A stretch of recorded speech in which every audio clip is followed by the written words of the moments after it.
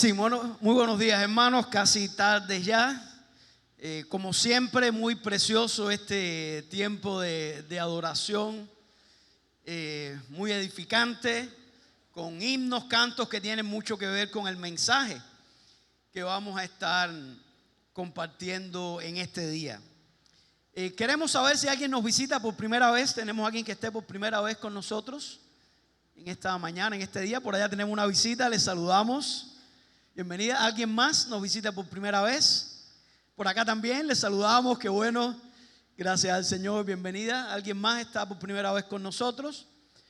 Tenemos al hermano Omar, el doctor Omar, que es miembro de la iglesia de Guanajay, es el papá de Loida y Lorena.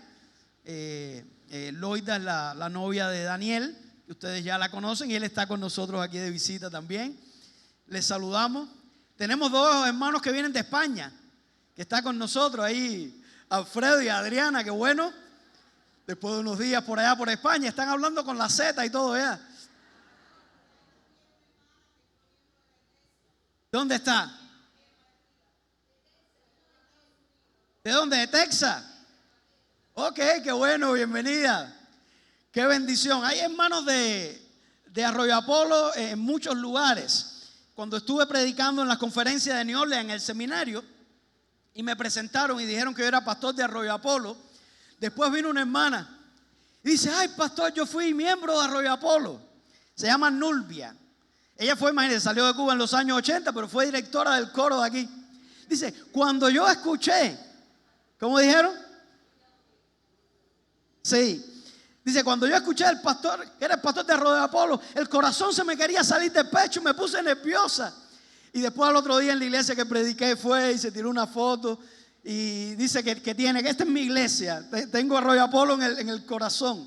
Así hay muchos hermanos en otros lugares. Qué bueno, mi hermana, que está con nosotros, está aquí en su casa.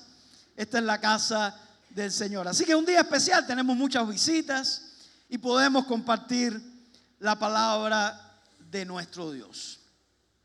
Estos cantos que entonábamos nos hablan y nos recuerdan de una gran verdad, de la victoria que tenemos los cristianos y de la victoria que tenemos al final.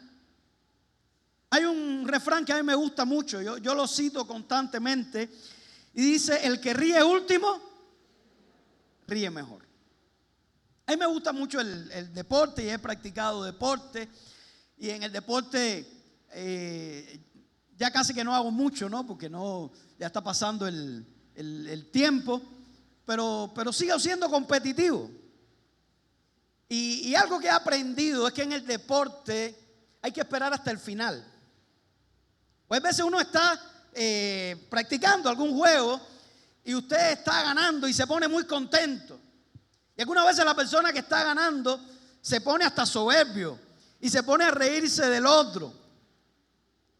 Pero algunas veces cambian por esas cosas que uno no sabe. Y se ve en las Olimpiadas y se ve. Y siempre hay que esperar al final. Porque el que ríe último, ríe mejor. Usted puede estarse riendo todo el tiempo, pero si al final usted termina en derrota, usted va a quedar en vergüenza. Usted va a quedar completamente fracasado. Yo creo que hoy estábamos estrenando el coro ese, Danzando. Se estrenó hoy, ¿no? Les quedó bastante bien para hacer un estreno. Ese canto algunos han cuestionado, tal vez el ritmo, tal vez la idea de danzar, los bautistas que no somos de danzar, por lo menos aquí en la iglesia.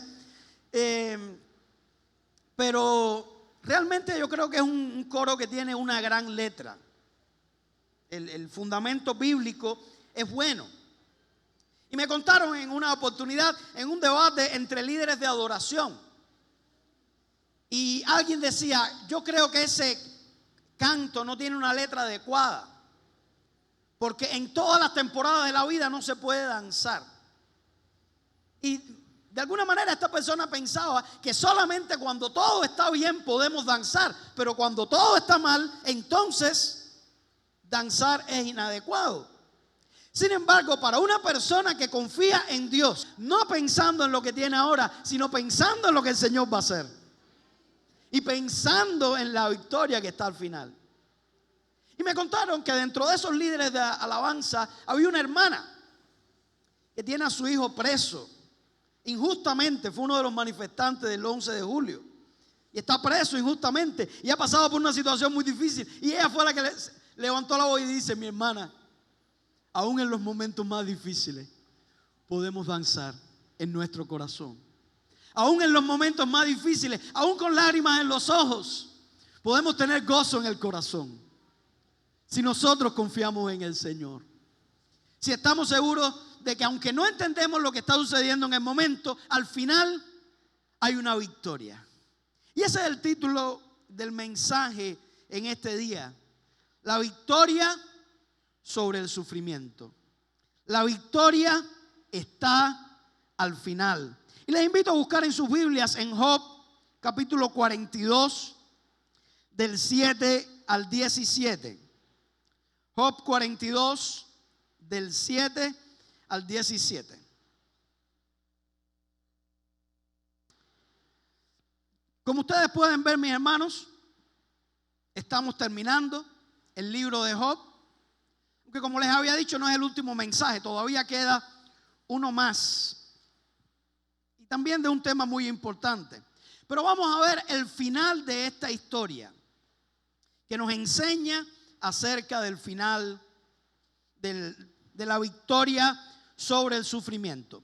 Y dice Job 42, versículo 7. Y aconteció que después que habló Jehová estas palabras a Job, Jehová dijo a Elifaz temanita: mi ira se encendió contra ti y tus dos compañeros, porque no habéis hablado de mí lo recto, como mi siervo Job. Ahora pues, tomaos 7 becerros y 7 carneros, e id a mi siervo Job, y ofreced holocausto por vosotros, y mi siervo Job orará por vosotros, porque de cierto a él atenderé para no trataros afrentosamente, por cuanto no habéis hablado de mí con rectitud, como mi siervo Job. Fueron pues Elifaz temanita, Bildad suita y Zohar naamatita, e hicieron como Jehová les dijo. Y Jehová aceptó la oración de Job. Y quitó Jehová la aflicción de Job cuando él hubo orado por sus amigos. Y aumentó al doble todas las cosas que habían sido de Job. Y vinieron a él todos sus hermanos y todas sus hermanas y todos los que antes le habían conocido, y comieron con él pan en su casa, y se condolieron de él y le consolaron de todo aquel mal que Jehová había traído sobre él.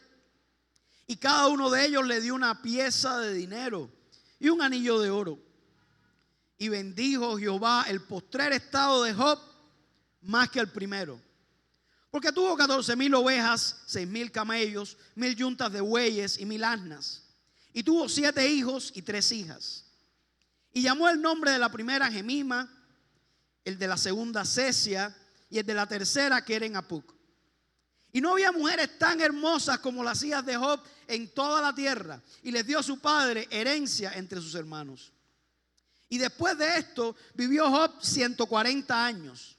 Y vio a sus hijos y a los hijos de sus hijos hasta la 4ª generación. Y murió Job viejo y lleno de días. Vamos a orar. Padre, gracias por tu palabra. Tu palabra es verdad. Cuántas promesas encontramos en ella. Te suplicamos que este mensaje sea de bendición para cada uno de los que escuchan. Aquellos que te conocen, que puedan ser confirmados en su fe. Y aquellos que todavía no se han entregado a ti, que tu palabra les anime a reconocer que solo en ti hay salvación. Y que necesitamos conocerte y necesitamos confiar en ti. Oramos en el nombre de Cristo. Amén, Señor. Este último capítulo de Job nos muestra un final feliz. Y a todos nos gustan las historias con finales felices. Pero es que así tenía que ser. Porque toda persona que confía en Dios y vive para Dios tendrá un final feliz. Eso es una verdad universal. Aunque haya obstáculos, aunque haya pruebas, aunque haya sufrimiento en el camino. En ningún lugar de la Biblia se promete a los que confían en Dios que no van a tener problemas, que no van a pasar por crisis, por pruebas, por tentaciones, por vicisitudes, por sufrimiento. Pero la Biblia sí promete algo. El que confía en Dios no va a quedar en sufrimiento. Como dice ese coro que tanto nos gusta. Nunca vi un justo sin respuesta o quedar en sufrimiento. Eso es lo que la palabra de Dios promete y en eso sí podemos confiar. El final de Job fue dichoso y las bendiciones que tuvo aún en este mundo fueron superiores a las desgracias profundas que le sobrevinieron. Y hay una verdad que queremos compartir a partir de esta historia, una verdad resumida que dice así: cuando Dios permite que sus hijos sean probados, como vemos en esta historia, o sean tentados, o pasen por momentos difíciles, siempre es con el propósito de que recibamos algo mejor. Dios no permite la prueba, el sufrimiento de sus hijos, de los que confían en Él, en vano. Siempre el propósito es que recibamos algo mejor. Lo podemos ver claramente en esta historia, en la experiencia de Job, en las grandes bendiciones que él recibió. ¿Cuáles fueron esas bendiciones? Las encontramos ahí en el capítulo 42. La primera, no vamos a profundizar mucho en ella porque ya hablamos la semana anterior, en el mensaje pasado. En medio de su prueba, Job llegó a conocer a Dios más profundamente. De tal manera que él llegó a decir: de oídas te había oído. Lo que él había conocido de Dios en su abundancia, en su felicidad, cuando todo le iba bien en la vida, él conocía a Dios de oídas. Pero en medio de la crisis, en medio del sufrimiento, pudo conocer a Dios de tal manera que lo describía como: ahora mis ojos te ven. Y ese fue un beneficio, esa fue una bendición, que Job pudo conocer mejor a Dios. Como decíamos, la Biblia enseña que la vida eterna consiste en conocer a Dios. Dice Jeremías 9:23, así dijo Jehová: no se alabe el sabio en su sabiduría, ni en su valentía se alabe el valiente, ni el rico se alabe en su riqueza. Esas son las cosas en las que las personas de este mundo se alaban, ¿verdad? En la sabiduría, en el conocimiento, en la valentía o en la riqueza. Dice Jehová: no te alabes por ninguna de estas cosas, mas alabes en esto el que se hubiere de alabar, en entenderme y conocerme, que yo soy Jehová, que hago misericordia, juicio y justicia en la tierra, porque estas cosas quiero, dice Jehová. No hay nada que nosotros tengamos en este mundo que sea digno de alabarnos. De lo único que nosotros pudiéramos alabarnos es de conocer al Señor. Esa es la mayor bendición que una persona puede tener. Y Job, en medio de su experiencia difícil, pudo conocer al Señor, como muchas veces nos sucede, porque cuando todo está bien en la vida, tenemos una tendencia a olvidarnos de Dios, a creer que no necesitamos a Dios, a creer que somos suficientes. Pero hay veces que tenemos que perderlo todo para darnos cuenta de que Dios es lo único que necesitamos, o es lo más importante que necesitamos en la vida. Job nunca recibió respuesta del porqué de su sufrimiento. Eso es importante notarlo. El Señor le habló a Job, pero no le dijo nada de su conversación con Satanás. Posiblemente Job no se enteró en toda su vida que Satanás existía. Fíjense que hasta el final todo el mundo está diciendo el sufrimiento que Dios le trajo a Job. El Señor no le explicó eso. No le explicó los propósitos. Solamente le mostró su grandeza y para Job fue suficiente. Porque empezó a confiar en la grandeza de Dios, a reconocer su limitación y a descansar en ese Dios en el que él confiaba. Así que Job conoció a Dios de una manera más profunda en medio de su prueba. La segunda bendición que vemos en este texto es que Job fue vindicado delante de sus amigos. Este es un pasaje precioso que amerita un mensaje dedicado exclusivamente a eso. Hay tantas enseñanzas aquí. Aquellos amigos de Job, o amigos entre comillas, o pudiéramos decir la frase, ¿no? Con amigos así, ¿para qué queremos enemigos? Recuerden ustedes que los amigos de Job constantemente lo estuvieron cuestionando, juzgando, agobiando. Tú tienes que haber cometido un pecado grande, si no, tú no estuvieras así. Porque a las personas que hacen bien les va bien en la vida, y a los que cometen pecado son a los que les pasan estas cosas como las que te pasan a ti. Y Job en su angustia discutiendo con ellos, y no había forma de que ellos entendieran. Pero vemos cómo Dios se encarga de vindicar a Job. Job no pudo convencer a sus amigos que él era justo, que él era un hombre temeroso de Dios y apartado del mal, como lo describe la Biblia. No pudo convencerlo. ¿Saben quién convenció a los amigos de Job de eso? El Señor les convenció. El Señor les habló. Y lo dice ahí en el versículo 7. Este pasaje es precioso. Aconteció que después que habló Jehová estas palabras a Job, dijo a Elifaz temanita. Elifaz, al parecer, era el mayor de ellos, el principal de los tres amigos. El Señor le dice: mi ira se encendió contra ti y tus dos compañeros, porque no habéis hablado de mí lo recto, como mi siervo Job.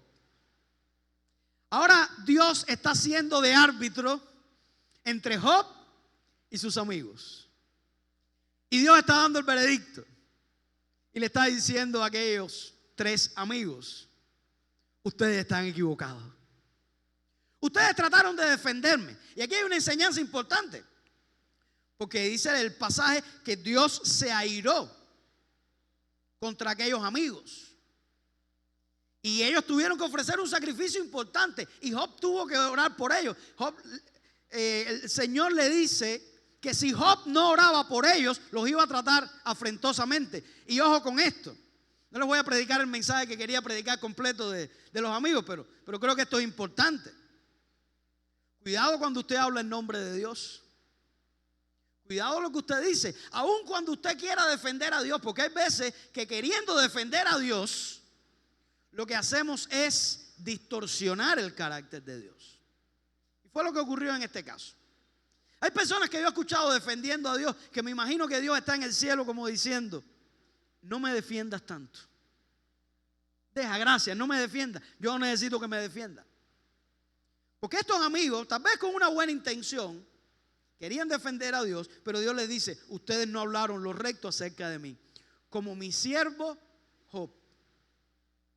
Fíjense ustedes que en esos dos versículos, en el 7 y el 8, 4 veces repite Dios: mi siervo Job.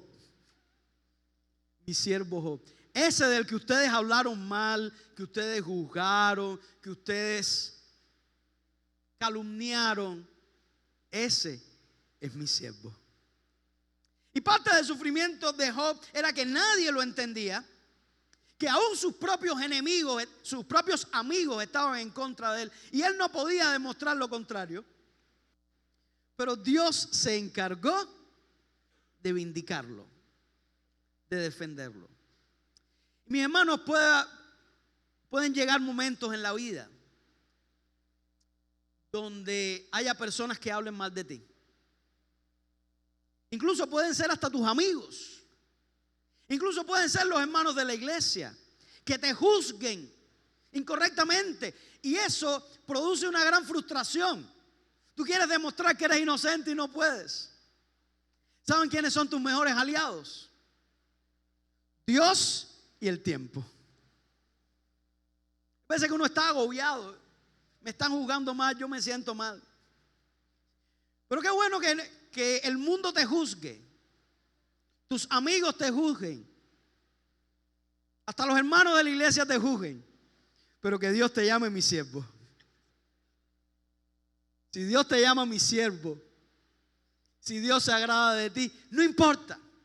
Dice la Biblia que somos bienaventurados, dijo Jesús, cuando por mi causa os vituperen y os persigan y digan toda clase de mal contra vosotros, mintiendo, gozaos y alegraos en aquel día, porque vuestro galardón es grande en los cielos.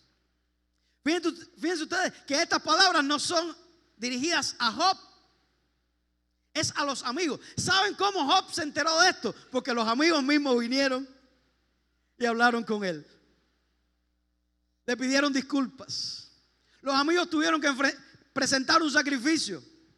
Y los amigos tuvieron que decirle a Job: Job, ora por nosotros para que el Señor nos perdone. ¿Por qué? Porque Dios le demostró: ese del que ustedes hablaron mal es el que puede interceder por ustedes. Ese del que ustedes hablaron mal es al que yo escucho.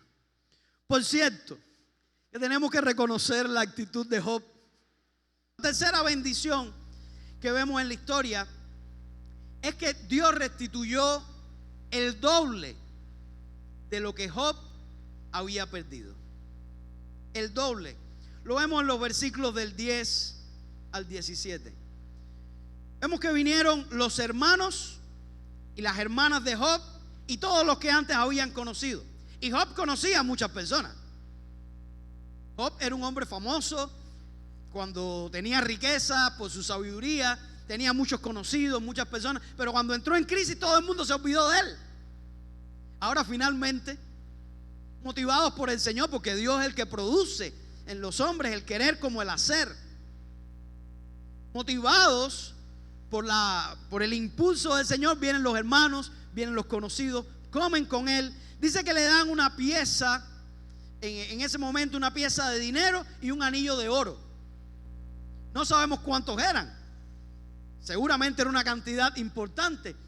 Y Job empezó a restaurar toda aquella riqueza que había perdido. Y ahí nos dice nuevamente las cantidades de animales.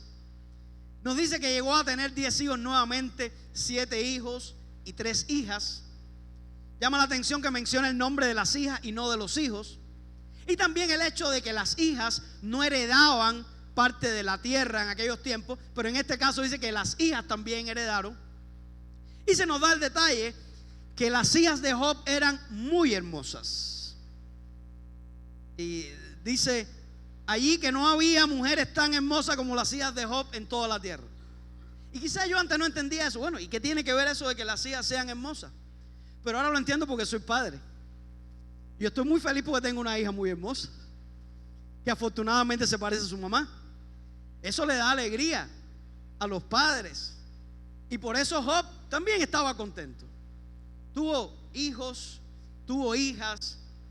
Dice el pasaje que el Señor le permitió ver hasta la 4ª generación. Viví 140 años. Este es en el periodo prepatriarcal, que las personas duraban más tiempo.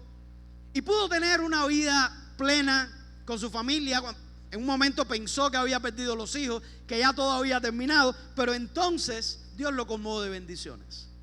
No solamente vio a sus hijos, vio a sus nietos, a sus bisnietos, a sus tataranietos. Y dice que murió lleno de días. Job llegó un momento en que pensó que ya había llegado al final del camino. Pensó que sus mejores días estaban en el pasado. Pero Dios le permitió ver en este mundo que él podía bendecirlo aún. Y los mejores días de Job no fueron antes de su crisis, de su prueba, de su tribulación. Los mejores días de Job estaban en el futuro. En estos días me encontré con una frase que me encantó. Y dice: lo que un gusano llama el fin del mundo, Dios lo llama una mariposa. Desde la perspectiva del gusano, el gusano piensa: ya se acabó el mundo. Pero lo que para el gusano es el fin del mundo es que Dios lo ha transformado en una mariposa. Al final, Dios tiene una bendición especial para aquellos que confían en Él. Pero quiero hablarles de una bendición que no está descrita en este pasaje. Porque este pasaje termina con la muerte de Job, lleno de días. Sus últimos días fueron llenos de bendiciones. Pero mis hermanos, contrario a lo que algunos piensan, con la muerte no termina todo.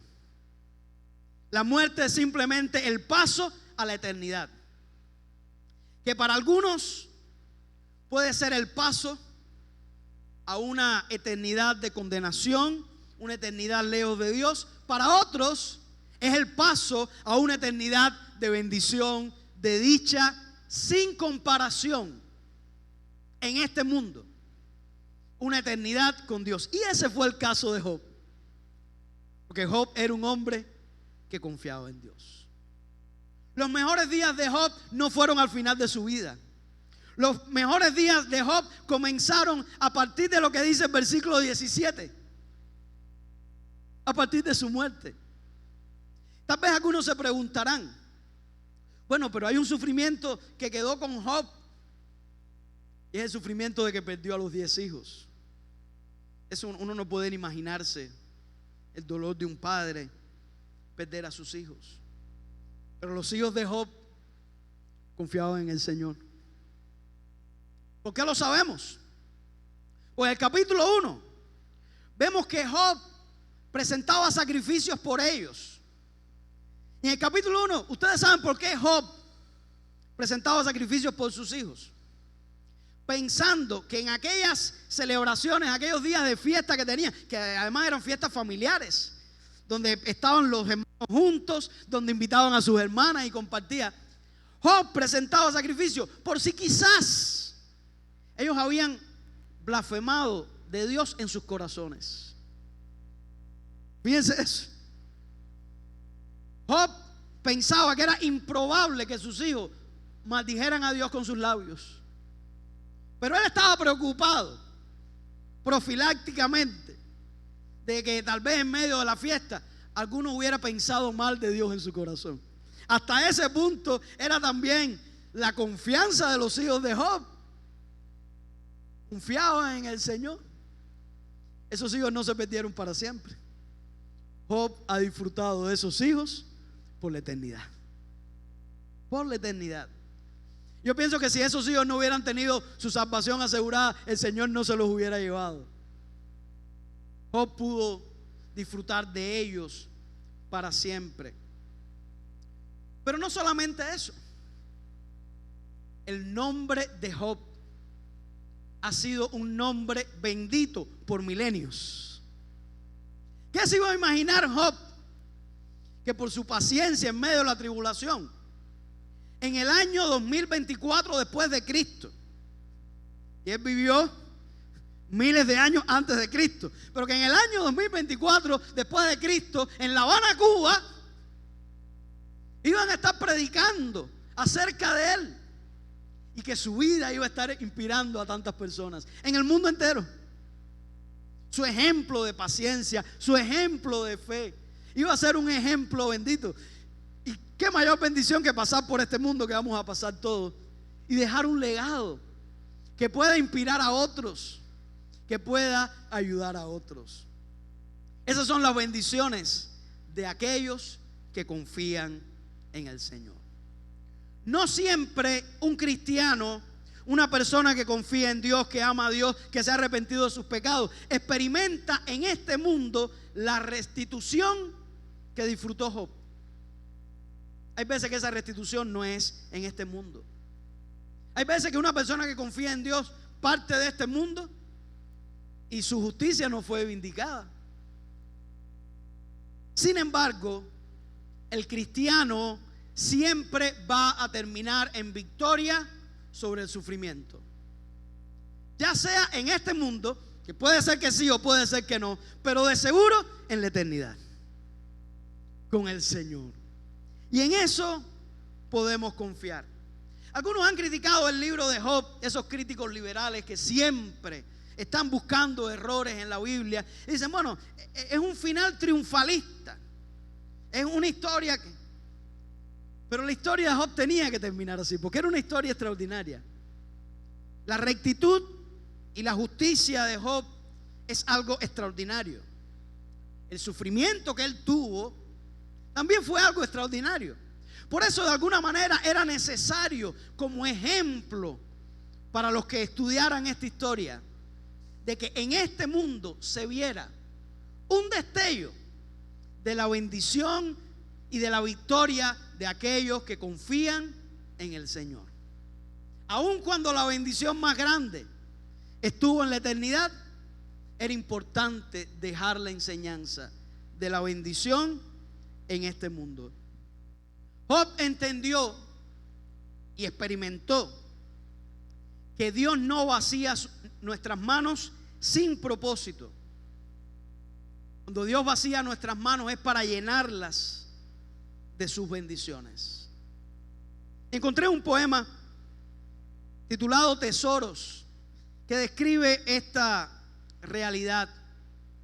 Y dice la autora del poema: una por una Dios me quitó todas las cosas que yo valoraba más, hasta que estuve con las manos vacías y todo juguete deslumbrante se perdió. Y caminé por los caminos de la tierra, afligiéndome en mis harapos y pobrezas, hasta que oí una voz que me invitaba: alza a mí esas manos vacías. Alcé mis manos hacia el cielo y Él las llenó de abundancia, de sus propias riquezas trascendentes, hasta que no podían contener más.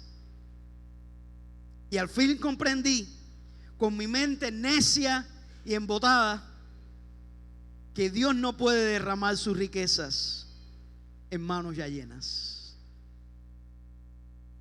¿Cuántas veces necesitamos reconocer que nuestras manos están vacías si no tienen al Señor?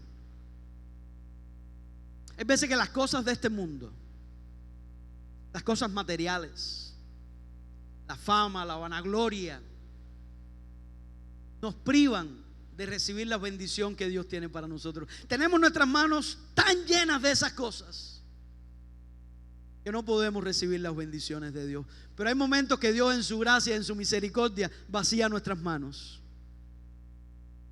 para que podamos recibir entonces lo que Él tiene para nosotros. Y lo que Él tiene para nosotros siempre es mucho mejor. Romanos 8:18 dice: pues tengo por cierto que las aflicciones del tiempo presente no son comparables con la gloria venidera que en nosotros ha de manifestarse. Por grande que sea tu aflicción en este tiempo, no se puede comparar con la bendición que el Señor tiene para ti en su gloria. No se puede comparar. Pero ¿quién es el nosotros del que habla Pablo? Cuando dice la gloria venidera que en nosotros ha de manifestarse. El mismo Pablo lo aclara en el versículo 28, 10 versículos más adelante. Cuando dice Pablo: y sabemos que a los que aman a Dios, todas las cosas ayudan para bien. A los que aman a Dios. Y dice primero a los Corintios 2:9: cosas que ojo no vio, ni oído yo, ni han subido en corazón de hombre, son las que Dios ha preparado para los que le aman. La pregunta es: ¿eres tú de los que ama a Dios? ¿Amas a Dios?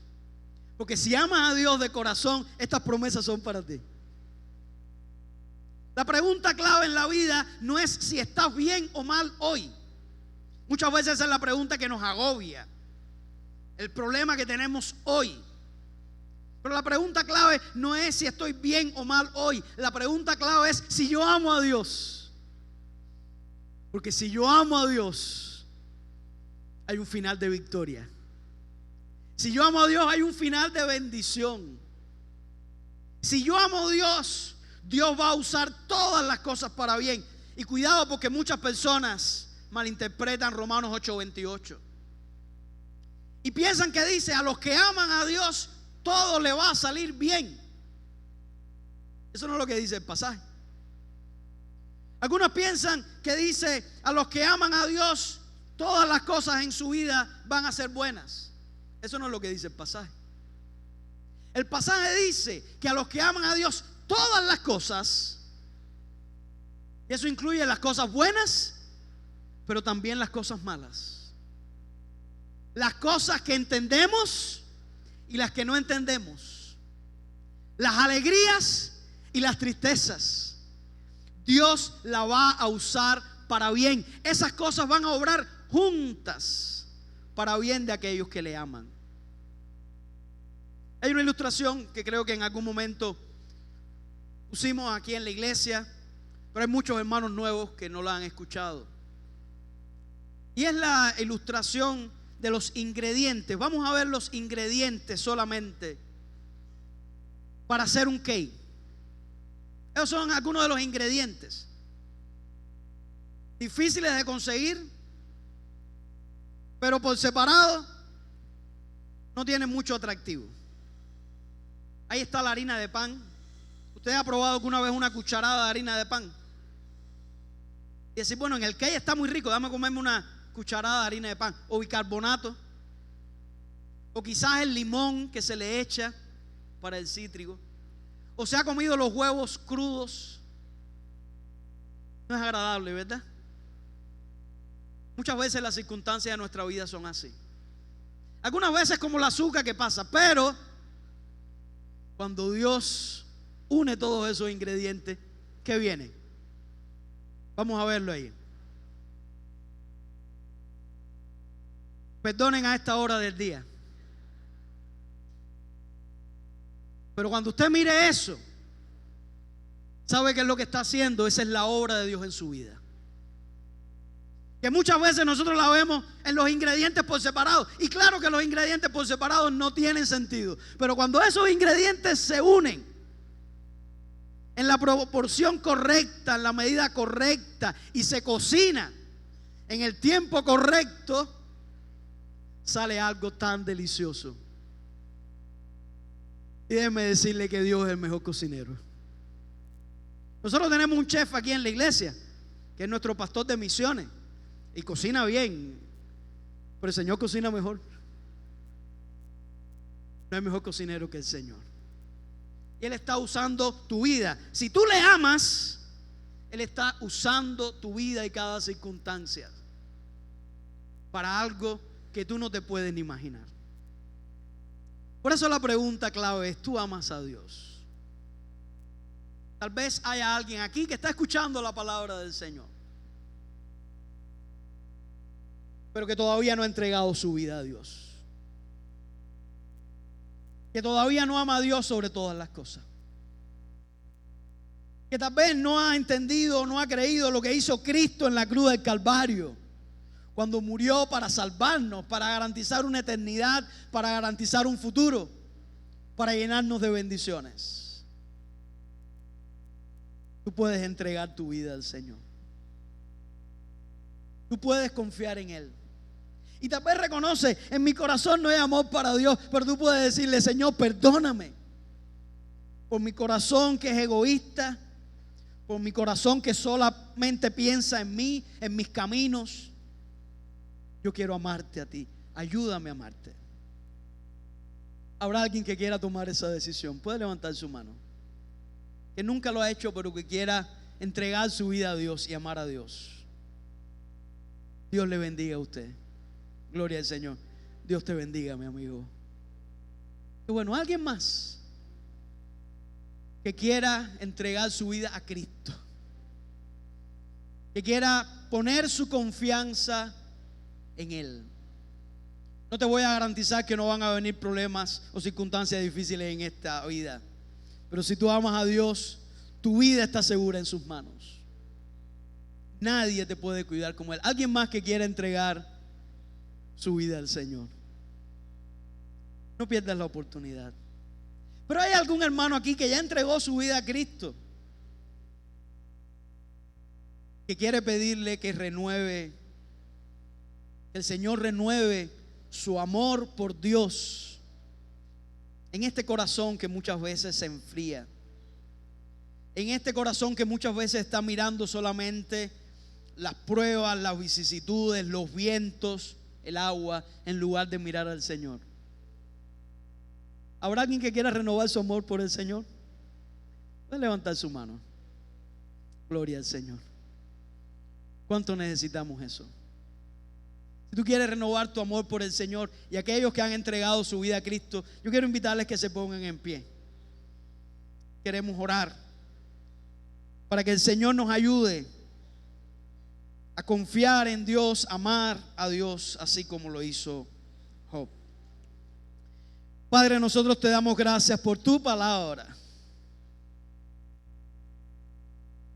Tu palabra nos enseña que en este mundo podemos encontrar aflicción, pero también nos exhorta a confiar porque tu Hijo Cristo ha vencido al mundo. Padre, ayúdanos a recordar que la victoria sobre el sufrimiento está en aquellos que confían en ti, que te aman, que entregan su vida a ti. Mira las personas que han entregado su vida a ti en este día. Ayúdale, Señor, a entender que tu Espíritu Santo siga tocando sus corazones. Mira tu iglesia, estos hijos tuyos que te aman, pero que al ponerse en pie en esta hora están diciendo que quieren amarte más, que quieren conocerte más. Padre, nosotros necesitamos que tú renueves nuestro amor por ti. Que tú nos ayudes a confiar cada día más en ti. Que nos perdones cuando amamos más las cosas de este mundo de lo que te amamos a ti. Gracias, Padre, por el futuro de bendición, por el futuro de victoria que tú tienes para aquellos que te aman. No podemos ni imaginarlo, pero lo creemos por fe. Nos entregamos a ti, Señor. Oramos en el nombre de Cristo. Amén.